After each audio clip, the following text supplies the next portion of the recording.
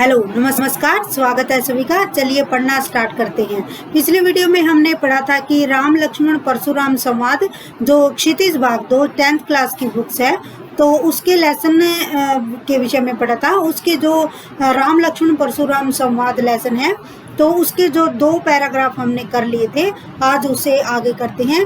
तो ये जो पैराग्राफ है ये जो राइटर है, रचयिता है, तो तुलसीदास द्वारा रचित है। तुलसीदास जैसे हम सभी जानते हैं कि भक्ति काल के महान जो रचनाकारों में इनका जो नाम आता है, और इन्होंने जो अपनी भक्ति को आगे बढ़ाया तो श्री राम की भक्ति इन्होंने की, और राम से रिलेटेड ही इन्होंने साहित्य रचा। और राम जो लक्ष्मण परशुराम संवाद कहाँ से लिया गया है कि ये जो पाठ लिया गया है रामचरितमानस से लिया गया है। रामचरितमानस जैसे कि हम सभी जानते हैं कि अवधी भाषा की एक रचना है, और इसमें राम के चरित्र के विषय में दर्शाया गया है। और इसमें जो राम का जो बचपन से लेकर जो सारा जो जीवन है उसके विषय में दर्शाया गया है।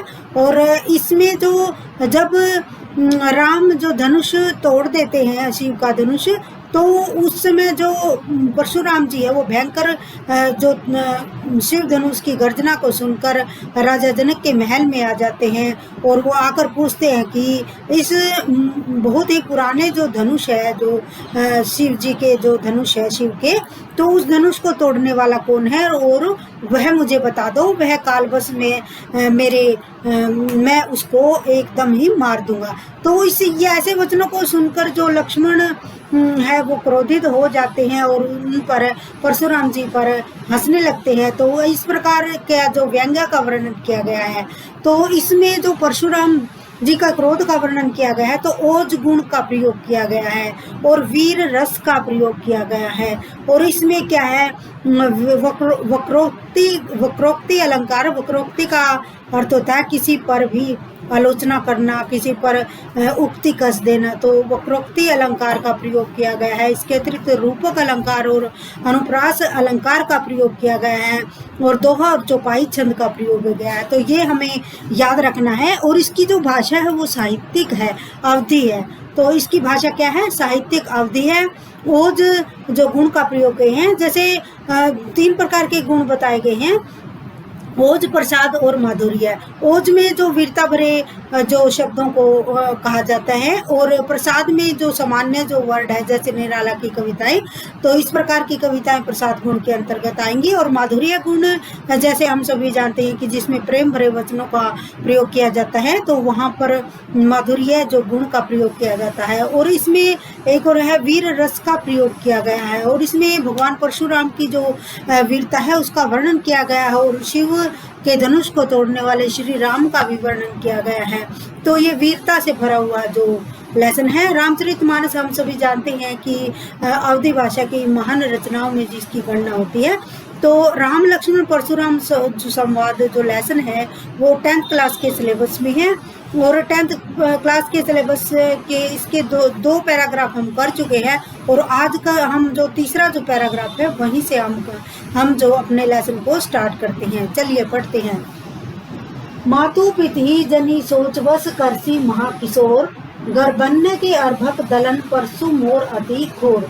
परशुराम जी अपने क्रोध को व्यक्त करते हुए कहते हैं कि यह जो बालक है महाकिशोर है, अर्थात राजा का जो बालक है वह अपने पिता और माता को सोच में डालने वाला है। सोच में डालने वाला का अर्थ यही है कि यदि मैं इस बालक को मार दूंगा तो इसके जो माता पिता है वो चिंतित हो जाएंगे।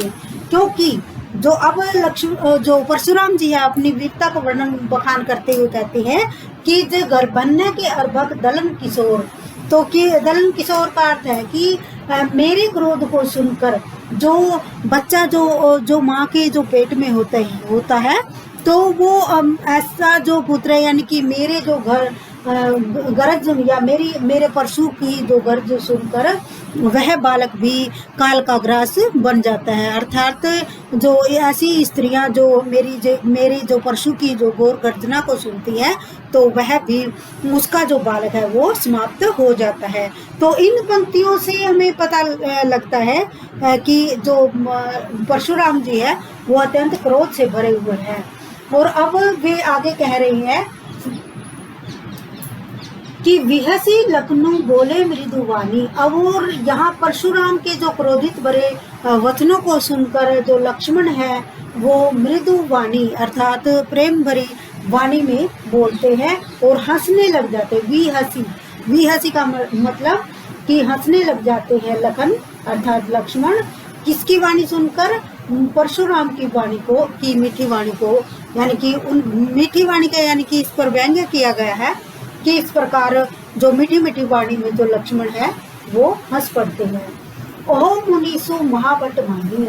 और अब वो परशुराम को कहते हैं कि हे वीर योद्धा महाभट, हे वीर योद्धा और महान जो मुनि, पुनि पुनि मोहि दिखाओ कुठारू, कि आप मुझे बार बार अपने कुठार को दिखा रहे हैं। कुठारू का अर्थ होता है कि अपना जो फरसा, कि आप बार बार मेरे अपने कुठारू को दिखा रहे हैं। पुनि पुनि में जो पुनरुक्ति प्रकाश अलंकार है।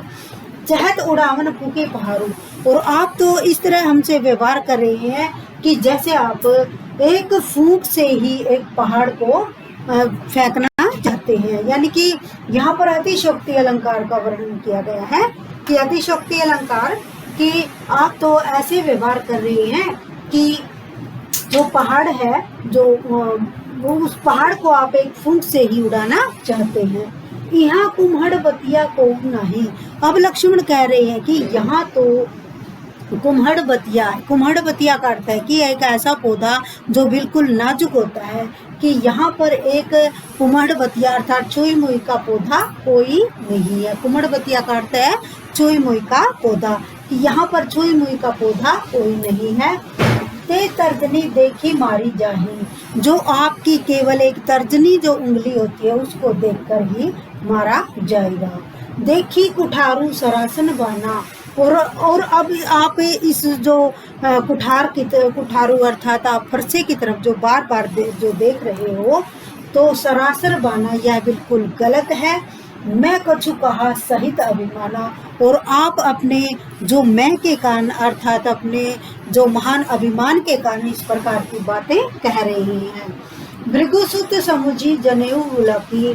और मैं जो अब ये जो सारी बातें लक्ष्मण बोल रहे हैं कि भृगुसुत अर्थात भृगु ऋषि के जो पुत्र है आप समझकर, और जो आपके गले में जो जनेऊ है उसको देखकर जो कछु से हूँ और इस रोकी, इन सभी को देखकर मैं अपने क्रोध को सह रहा हूँ। अर्थात आप एक तो भृगुसुत के ऋषि हैं और भृगुसुत अर्थात भृगु कुल के पुत्र हैं, और दूसरा आपने जो अपने गले में जनेऊ डाल रखा है, तो इससे मैं अपने जो मेरा जो क्रोध है उसको रोक रहा हूँ।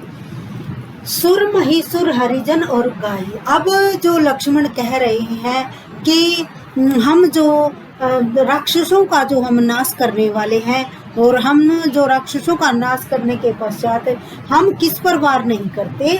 हम एक तो जो हरिजन होता है अर्थात जो नीच जो व्यक्ति होता है अर्थात जो सेवक जो होता है उस पर वार नहीं करते, और एक गौ पर वार नहीं करते, और हम वार नहीं करते, और हमरे कुल इन पर न सुराई। और इन से हमारा जो हमारी जो विजय है हम इन पर विजय भी नहीं पाना चाहते, और क्योंकि ये हमसे ही ये सब हमारी ही सेवा में रहते हैं। बधे पापू अब कीर्ति हारे। कि हमें पाप लग जाता है यदि हम इनसे हार जाते हैं। मार तहु पाप पर ये तुम्हारे। और अब हम ही आपके ही पांव पड़ रहे हैं। अर्थात लक्ष्मण ये कह रहे हैं कि आप ब्राह्मण जो जाति से रिलेटेड है, और हम जो ब्राह्मण जो होता है वो सम्मान के योग्य होता है, और जो सेवक होता है वो भी सम्मान के योग्य होता है, और जो महिलाएं होती है वो भी सम्मान के योग्य होती है। तो हम आप पर वार नहीं करना चाहते। कोटि कुलिस सम वचनु तुम्हारा, और जो इस प्रकार के जो कुटिल जो वचन है, उस प्रकार के जो वचन आप बोल रही हैं, तो इस प्रकार के वचन बोलने पर जो व्यर्थ धरहु धनुबाण तुम्हारा, जो आपका जो व्यर्थ जो धनुष बाण जो आप उठा रहे हैं, यह बिल्कुल गलत है। जो बिलोकी अनुचित कहे हूँ क्षमु महामुनि भीर, कि हे विलोकी अर्थात हे मुनि, आप जो अनुचित जो बात कर रहे हो, अर्थात जो सही बात नहीं कह रहे हो वो रहे हो, क्षमु महामुनि भीर, और आप हे महामुनि आप धैर्य को धारण नहीं कर रहे हो। तो सुनी सरोज भृगु वंश मणि बोले गिरा गंभीर। तो लक्ष्मण के ऐसे गंभीर वचनों को सुनकर, अर्थात क्रोध भरे वचनों को सुनकर, अब सरोज यानी कि क्रोध के साथ कौन बोलते हैं, भृगु वंश मणि, अर्थात भृगु जो वंश है उसके मणि अर्थात परशुराम जी बोल रहे हैं। और कैसी वाणी बोल रहे हैं, गंभीर। गंभीर का अर्थ है क्रोध भरी वाणी भी ही बोल रही हैं। तो यहाँ पर इस जो पैराग्राफ में यही बताया गया है कि जो लक्ष्मण है वो परशुराम के क्रोध भरे वचनों को सुनकर उन पर जो व्यंग्य भरे जो शब्द बोलते हैं और वक्रोक्ति अलंकार में बोलते हैं। और इसमें एक और है कि अतिशोक्ति अलंकार का जो प्रयोग ज्यादा किया गया है, तो वो इनके जो कटुल जो वचन है जो परशुराम के, उनके वचनों को सुनकर मृदु मृदु वाणी में हंसने लग जाते हैं और उसे महान योद्धा और अभिमानी बोलते हैं और बोलते हैं कि आप बार बार मुझे कुठार दिखा रहे हैं, अर्थात क्या दिखा रहे हैं, मुझे बार बार फरसा दिखा रहे हैं और आप तो इस प्रकार हमें उड़ाना चाहते हैं कि जैसे एक जो पहाड़ होता है, जैसे पहाड़ को फूंक मारकर उड़ाना चाहते हैं, क्योंकि पहाड़ जो होता है वो स्थिर होता है, तो आप भी इसी तरह एक पहाड़ को फूंक मारकर उड़ाना चाहते हैं। यहाँ पर जो अतिशोक्ति अलंकार है, तो यहाँ कुमड़बतिया को नहीं, यहाँ पर छुई मुई का जो पौधा, कुमड़बतिया क्या होता है, छुई मुई का पौधा, कि यहाँ कुमड़बतिया का पौधा नहीं है, ते तर्जनी देखी मरी जाए। जो एक तर्जनी उंगली अर्थात जो छोटी जो उंगली होती है उसे देख कर ही मारा जाएगा। देखी कुठारू सरासन बना, मैं कुछ सही तभी माना, और आपके कुठार को देखकर अर्थात आपके वर्षे को देखकर मैं डरने वाला नहीं हूँ और आपके अभिमान से भी मैं नहीं डरने वाला हूँ। अब भृगुसुत समझी जनेऊ विलोकी, कि मैं, अब लक्ष्मण कह रही है कि मैं तो आपको भृगु का पुत्र अर्थात भृगु ऋषि का पुत्र समझकर, और आपने गले में जो जनेऊ डाल रखा है अर्थात आप वंश से क्या है, ब्राह्मण है, तो इस प्रकार जनेऊ को देखकर जो कुछ कहूँ समुरस रोकी। तो आपके क्रोधित भरे वचनों को जो सुनकर मैं जो अपना जो क्रोध है उसको रोक रहा हूँ। सुर मही सुर हरिजन और उगाई, और अब आप हे जो परशुराम जी, हम क्या है, हम एक तो हरिजन पर, स्त्री पर और ब्राह्मण पर हम कभी वार नहीं करते। हमारे कुल इन न करना सुराई, हमारे कुल पर, हमारे कुल में इन पर कभी भी विजय प्राप्त नहीं करते। पाप बने पापू अब कीर्ति हारे, और यदि हम इनसे हार जाते हैं तो हमें पाप लगता है। मारता हूँ पाप परिये तुम्हारे, और मैं अब आपके पाँव पढ़ रहा हूँ। कोटि कुलेशु सम वचन तुम्हारा, और आपके क्रोध भरे वचनों को सुनकर मैं व्यर्थ दरहु धनुबाण कुठारा, और आप व्यर्थ ही अपने जो अपना जो कुठार है या अपने धनुष बाण है मुझ पर व्यर्थ ही अपने जो धनुष बाण को आप दिखा रहे हो।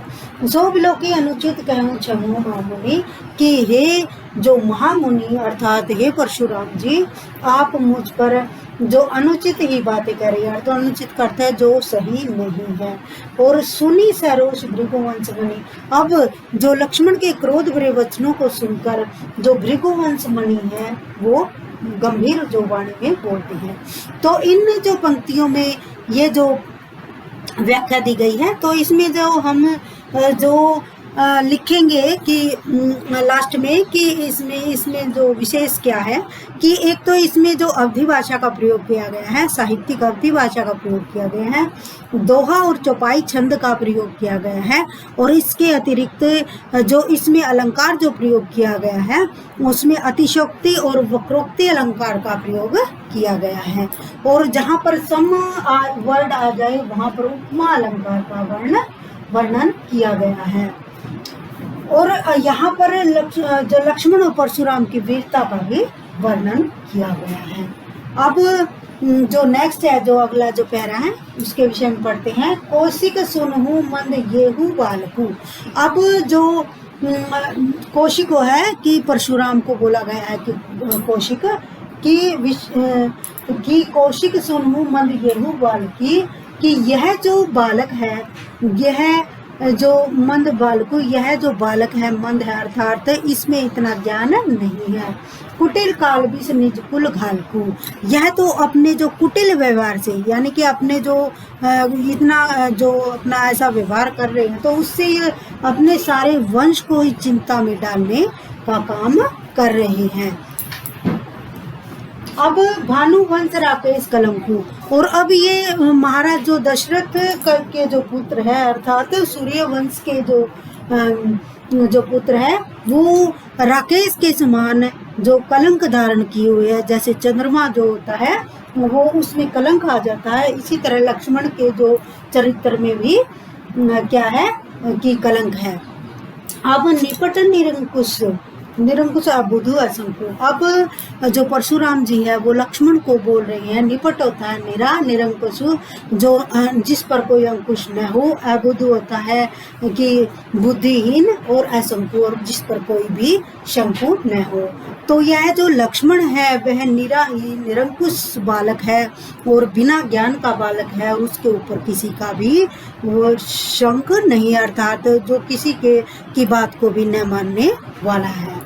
काल कबलू हुई ही छनमाही, और यह काल के बल में हो गया है। कहूँ पुकारी खोरी मोहिनाई, अब जो परशुराम जी जो महल में जो खड़े हैं तो वो वहाँ पर खड़े हुए लोगों को संबोधित करते हुए कहते हैं कि यह जो बालक है वह जो काल के बस आ गया है, और कहूँ पुकारी खोरी मोही नाही, और अब मुझे आप कोई भी दोष मत देना। और कहीं प्रतापु बलु रोशु तुम्हें हट कहूँ जो कहूँ उबारा, कि तुम्हारी हट के कारण ही मैं तुम्हें उबारा का अर्थ होता है कि मैं तुम्हें मृत्यु का दंड दे रहा हूँ। किसको? लक्ष्मण को।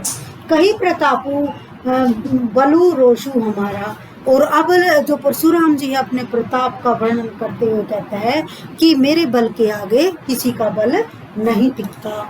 लक्ष्मण कहे वो मुनि सजसु तुम्हारा, अब लक्ष्मण कहते हैं कि हे मुनि ये आपका मुझ पर एक उपकार ही होगा, तुम ही अछत को भरने पारा, कि तुम एक ऐसे कार्य को करना चाहते हो जिसको आप कर नहीं सकते। अपने मुँह तुम्हें अपनी करनी, अब लक्ष्मण जी कह रहे हैं कि आपने जो अपने मुंह से अपनी जो बड़ाई है वो कर रहे हैं, और बार अनेक भांति बहुवर्णी, और अपने मुंह से ही आप अपनी बड़ाई करके और इस तरह की जो महाभटवाणी बोल रहे हैं। तो इस जो पैरे में अर्थात इसमें पैराग्राफ में बताया गया है कि परशुराम जी बिल्कुल क्रोध में हैं और क्रोध से भरे हुए कटु वचनों को बोल रहे हैं, और वो लक्ष्मण को मौत के घाट उतारना चाहते हैं, और ऐसा काम वो अपने फरसे से करना चाहते हैं। तो इसमें जो लक्ष्मण पर उनका जो क्रोध दिखाया गया है कि अब यहाँ पर सभा में बैठे हुए जितने भी व्यक्ति हैं वो मुझे दोष न दें, और यह जो बालक है वो काल के वश होने वाला है, अर्थात मृत्यु को प्राप्त होने वाला है, और यह एक सूर्यवंशी जो वंश है उसका कलंक बनने वाला है। और यह जो बालक है अबुद्धू है, अर्थात इसे ज्ञान नहीं है और निरंकुश है यह जो बालक, और इस पर किसी का भी अंकुश नहीं है। वो इस प्रकार की पुकार करने के बाद अब कहते हैं कि मुझे कोई भी नहीं रोकना। तो परशुराम के जो क्रोधित जो वर्ड है वे इसमें कहे गए हैं। कही प्रतापु बलु रोषु हमारा, और इसमें भी जो मेरा जो प्रताप है और मेरा जो रोष है उसका मैं रोष के फल स्वरूप ऐसा कर रहा हूँ। लाभ लखन बोल रहे हैं यहाँ से कि लखन कहे मुनि सत्सु तुम्हारा। अब लक्ष्मण जी अपने जो क्रोधित भरे वचनों में बोलते हैं कि हे मुनि, आपका जो क्रोध है वो आप क्रोधित होकर कह रहे हैं कि तुम्हें अछत कह बनना, कि आप जो बड़ी बड़ी बातें कह रही हैं तो आप ऐसी बातें कीजिए और अपने मुंह तुम्हें अपनी करनी, और आप अपने मुंह से ही अपनी बड़ाई कर रही हैं बार अनेक बातें, और आपने बहुत बार अपनी बड़ाई की है और अब आप अपनी और भी ज़्यादा जो बड़ाई कर रही हैं। अर्थात अतिशयोक्ति अलंकार का, अतिशयोक्ति अलंकार का अर्थ होता है कि जिसमें वो जो बात होती नहीं है लेकिन उसे ऊपर चढ़ाकर दिखा दिया जाता है, यानी कि जो बात होती नहीं है जो उससे आगे ही दिखा दिया जाता है, तो उनमें अतिशयोक्ति अलंकार होता है। और वक्रोक्ति जो अलंकार होता है, वक्रोक्ति अलंकार का अर्थ होता है किसी पर कटु आलोचना करना, किसी पर व्यंग्य कर लेना, किसी पर किसी के विषय में देखकर उसके विषय में व्यंजना करना, तो वहाँ पर वक्रोक्ति अलंकार होता है। तो आज हमने राम लक्ष्मण परशुराम संवाद के जो तीसरा और चौथा जो पैराग्राफ है वो पढ़ा, और यहाँ जो पढ़ने का हमारा यही अर्थ है कि जो स्टूडेंट होता है उसके लेसन के भाव को अच्छी तरह से समझना चाहिए, और वही जो यदि भाव समझ लेता है तो एग्जामिनर कहीं से कोई भी जो लाइन पूछ लेता है तो उसमें बच्चा अटकता नहीं है। तो ये जो लेसन है तुलसीदास द्वारा रचित है, राम लक्ष्मण परशुराम संवाद। तो इसके आज हमने जो 2 पहले पढ़े, तो शायद 2 पैराग्राफ और हैं तो अगले क्लास में हम पढ़ेंगे। Thank you.